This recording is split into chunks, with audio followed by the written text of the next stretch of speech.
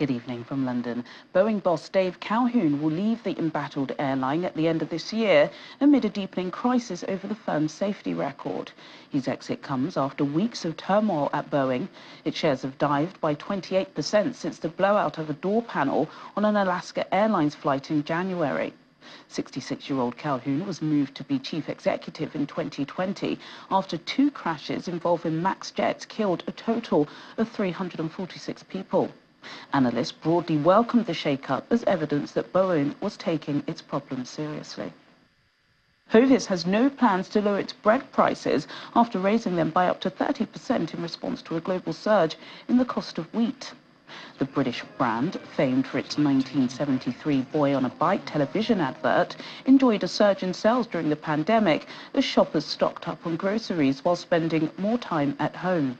In the financial year leading up to the end of September 2023, the bakery reduced its pre-tax losses to £3.6 million.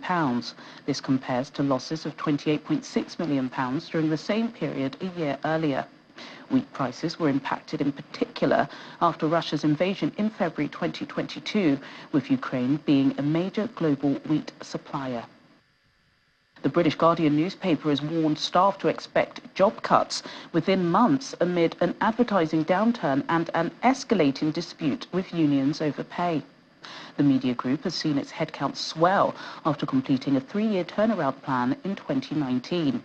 It employed over 1,000 journalists last year, up from 860 in 2019, while staff costs increased by more than £30 million over the same period. Bosses have now launched a cost-cutting programme after warning a sharp drop in advertising revenues would drive it to a £39 million loss for 2023. Apple's $3,500 mixed reality headset will be available to purchase in China this year. Amid slump in iPhone sales, CEO Tim Cook has spent the last few days in the region for the opening of a new Apple store in Shanghai. Apple will compete against local headset players such as Pico, which is owned by TikTok's parent company ByteDance. The tech titan must also contend with consumer caution over spending in the region. Those are your main stories from London at close of business.